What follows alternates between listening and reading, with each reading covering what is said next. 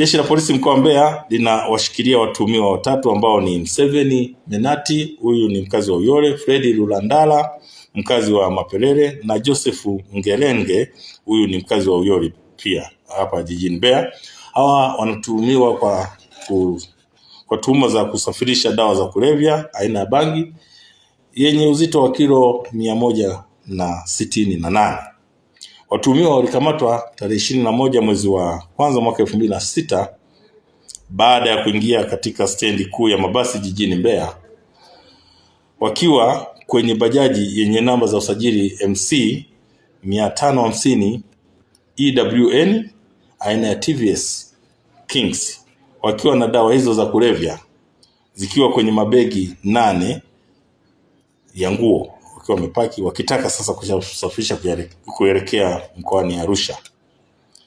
Watuhumiwa wanaeleza kwamba waliingiza madawa ya kulevya kutoka nchi za jirani, yani kwa maana ya nchi ya Malawi, na wanaeleza kwamba waliingiza nchini dawa hizo kutoka nchi jirani wakitaka kuzisafirisha kwa njia ya basi kuelekea jijini Arusha. Upelelezi unakamilishwa na hatua zaidi za kisheria zinaandaliwa sasa, zinakamilishwa ili waweze kuchukuliwa hatua zaidi.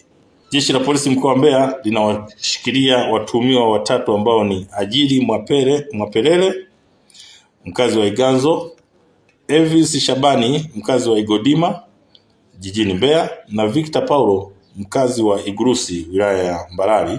Hawa wanashikiliwa kwa tuhuma za wizi wa pikipiki ya magurudumu matatu maarufu guta yenye namba za usajili MC 495 FFY aina ya Sinolai.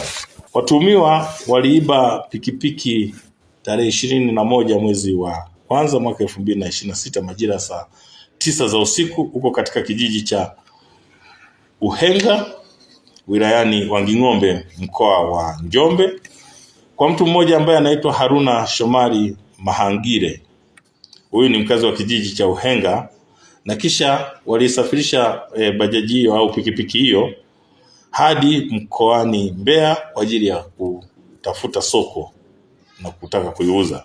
Kwa hiyo kufuatia tukio hilo, jeshi la polisi mkoa wa Mbeya lilianza ufuatiliaji, na Januari tarehe 21 mwaka 2026 majira ya saa 5 za asubuhi huko Iganzo jijini Mbeya, jeshi la polisi waliweza kufanikiwa kuwakamata watuhumiwa hao wakiwa na mali hiyo ya wizi, na upelelezi sasa kufuatia tukio hili unakamilishwa ili hatua zaidi za kisheria ziweze kuchukuliwa dhidi ya hawa watuhumiwa wote watatu. Kwa majina naitwa Haruna Shomari, natoka kijiji cha Uhenga kata ya Uhenga tarafa ya Wanging'ombe. Usiku wa kuamkia jana tarehe 21 masaa saa 9 usiku watu wasiojulikana walikuja kuiba guta nyumbani kwangu.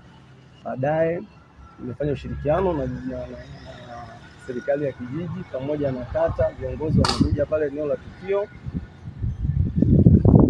Hatimaye tumeweza kutoa ripoti kituo cha polisi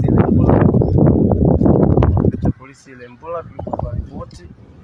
Wakati huo tayari mimi nikawasiliana na watu wa GPS ambao wako tukionyesha kuwa nimenunua hii guta.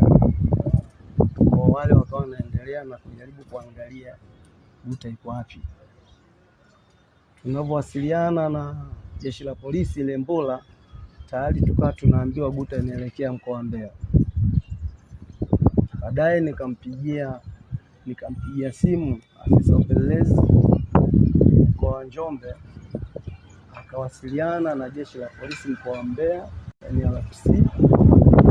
Kweli jeshi la polisi mkoa wa Mbeya wamefanya ushirikiano kwa kweli. Tunashukuru sana. Kweli washeni wanaohenga na viunga vyote watu ambao wanaibiwa huko, jeshi la polisi linafanya kazi kubwa. Namna ilivyopatikana iguta na maelezo ambayo nimeyapokea, kweli ninawashukuruni sana. Jeshi la polisi linafanya kazi kubwa mno.